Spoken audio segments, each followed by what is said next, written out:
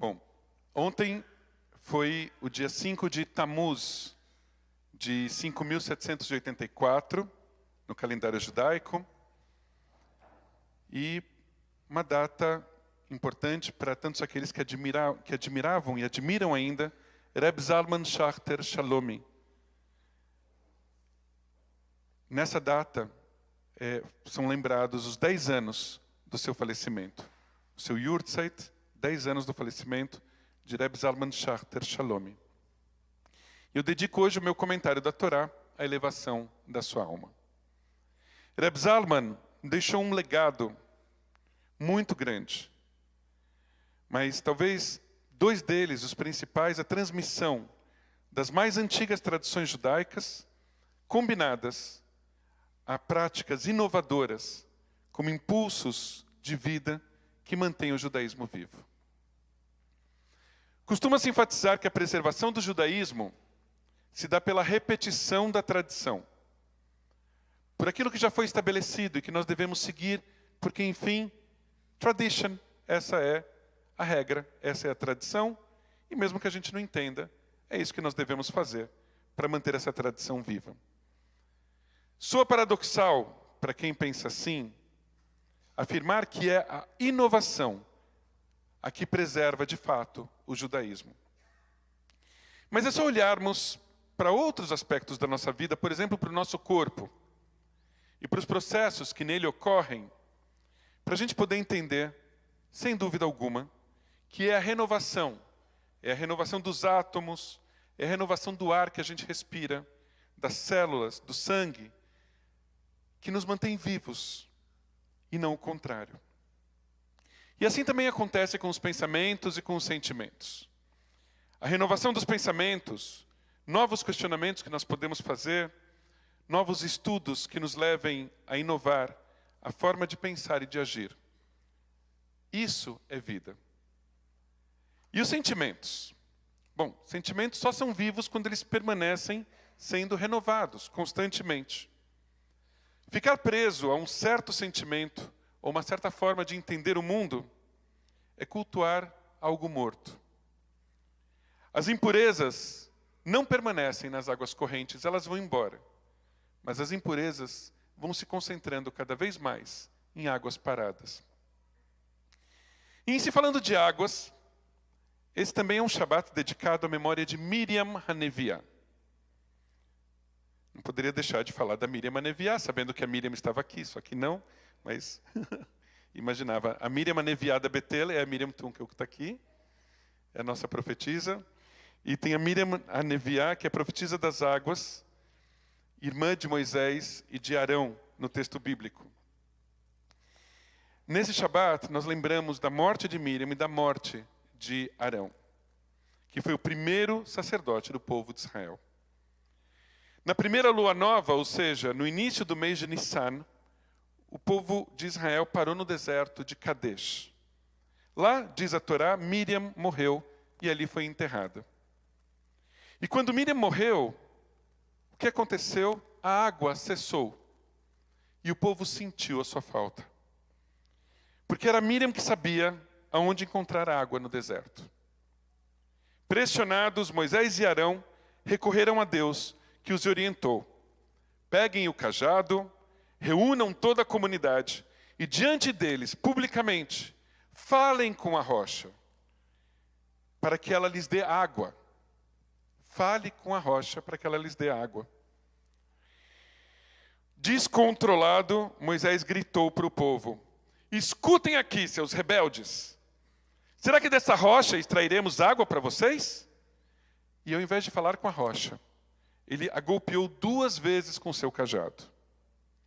E jorrou muita água que saciou a sede do povo. Mas não era uma água boa. Aquela água foi denominada Mei Merivá, a água do conflito, a água da briga. Para Deus, não tem outra expressão, foi a gota d'água.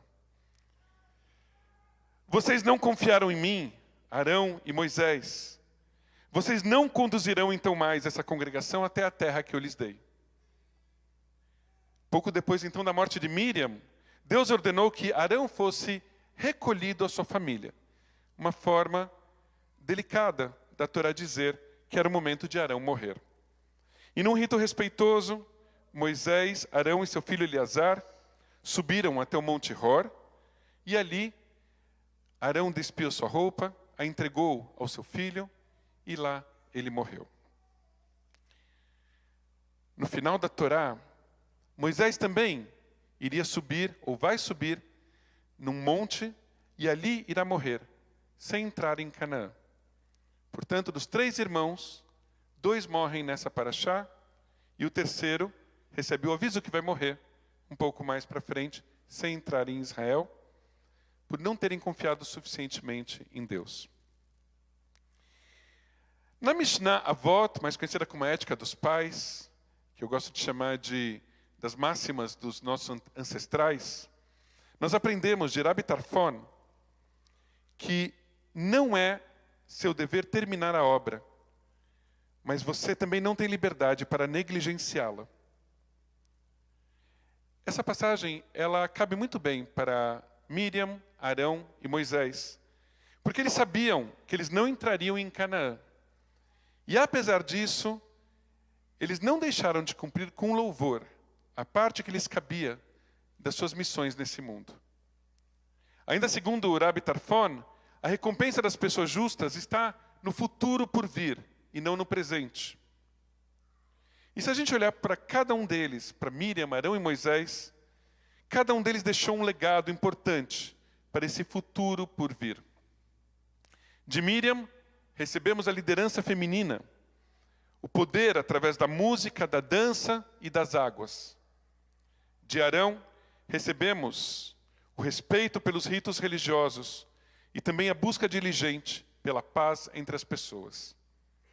De Moisés, recebemos uma liderança verdadeira, real, ou seja, uma liderança permeada de conflitos, mas também cheia de novas soluções, durante os quais nos foi entregue a Torá e, durante a sua liderança, nós alcançamos a terra prometida, mesmo que ele não tenha chegado. E diante disso tudo, onde é que está a inovação para a Torá dessa semana? Para que a gente possa também honrar a memória de Reb Zalman Schachter, que esse é o seu grande legado, de trazer sempre algo de novo para o futuro por vir. Bom, justamente nessa semana me chegou às mãos, em hebraico, um poema de um escritor brasileiro, Fernando Sabino. Uma passagem do seu livro, O Encontro Marcado. E eu que penso tanto no quanto deve ser bom, também rezarmos as nossas orações em português, Reb Zalman trouxe muitas orações do Yiddish e do hebraico para o inglês, para poder se conectar mais com a população que o acompanhava. E eu fico pensando muito nisso, do quanto a gente pode rezar em português, sem o medo tradicional de que essas orações soem pouco judaicas, mas eu me surpreendi essa semana com o inverso. O quanto um poema de Fernando Sabino, A Certeza, o nome do poema, quando traduzido para o hebraico, soa tão judaico, que nem o Fernando Sabino poderia imaginar isso. A certeza, em hebraico, hayedi'ah, lembra claramente passagens do Pirkei Avot, da Ética dos Pais. E falando tão de perto com Miriam, com Arão e Moisés, cada um nos tempos dos seus encontros marcados. Então esse é o Hidush, essa é a inovação que eu queria trazer em memória de Reb Zalman, ou inspirado por Reb Zalman. E eu vou ler meio que em hebraico e em português. Mehakol nisharu shlosha dvarim. Al shlosha devarim. Mehakol nisharu shlosha devarim. Aqui eu já estou exagerando. De tudo ficaram 3 coisas. Hayediah she'anachnu tamid batchala. A certeza de que estamos sempre começando. Hayediah she'anachnu chayavim leamshich. A certeza de que precisamos continuar. Ve'hayediah she'yafsiku otanu lifnei hasium. E a certeza de que seremos interrompidos antes de terminar. Lachen, aleinu lasot, portanto devemos fazer mi'afsaka derech hadashah, da interrupção um novo caminho. Mi'anefilá tzad shel machol, da queda um passo de dança. Mi'apachad sulam, do medo uma escada. Mi'achalom gesher, do sonho uma ponte. O mi'achipus mifgash, e da procura um encontro. Shabbat Shalom.